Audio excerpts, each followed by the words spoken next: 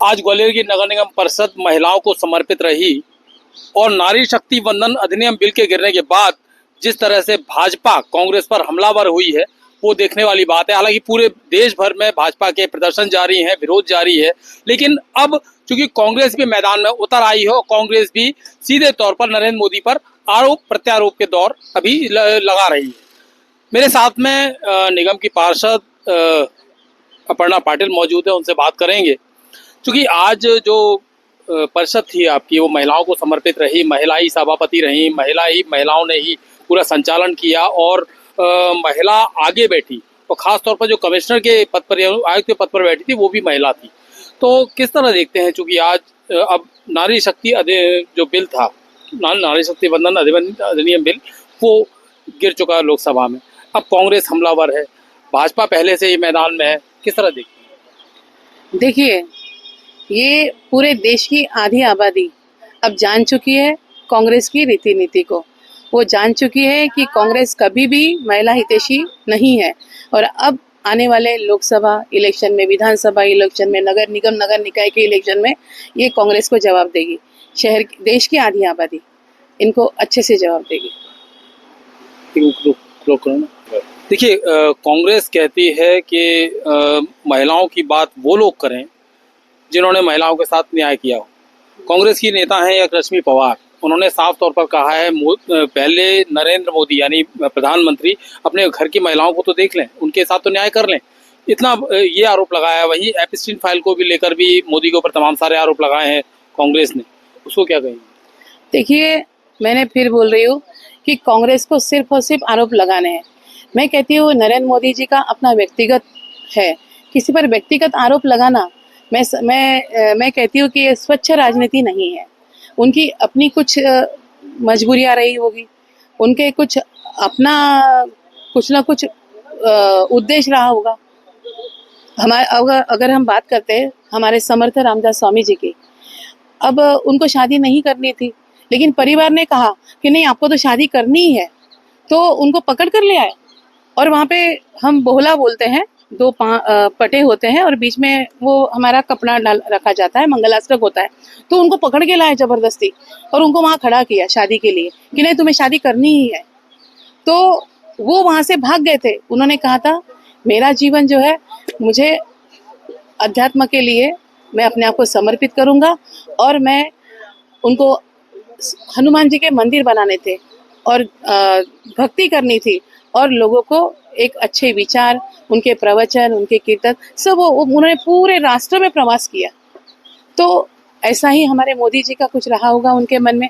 उनको देश एक अनन्य देशभक्त है, एक राष्ट्रीय स्वयंसेवक संघ के वो एक अच्छे सिपाही है, तो उनका भी अपना कुछ सपना रहा होगा, मुझे तो यही लग रहा है। इसीलिए वो सब कुछ छोड़कर चले गए थे और उनका एक ही उद्देश्य होगा, मेरा जीवन मैं जनता को समर्पित करूंगा।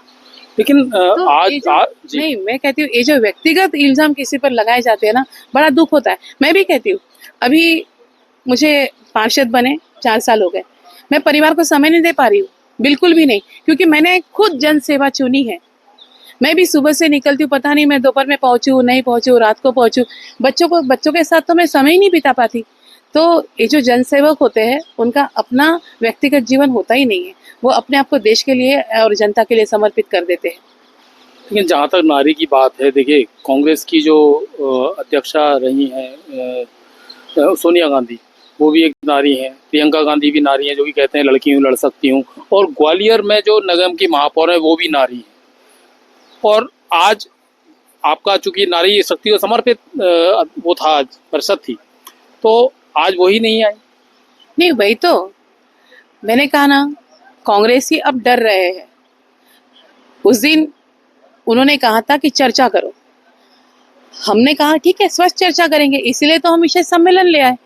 फिर स्वस्थ चर्चा करनी थी, आपने ही कहा था कि स्वस्थ चर्चा करो, तो इसीलिए हम विषय सम्मेलन ले आए और आज कोई भी नहीं आया, ना महापौर आई ना उनके बाशिंदे आए। नगरीय प्रशासन मंत्री के कहने पर जिस तरह से यहाँ पर निंदा प्रस्ताव पारित, कह सकते हैं कि जो नारी शक्ति के ऊपर, अधिनियम के ऊपर चर्चा रखी गई थी यहाँ पर, वो किस तरह से सही था, क्या लगता है?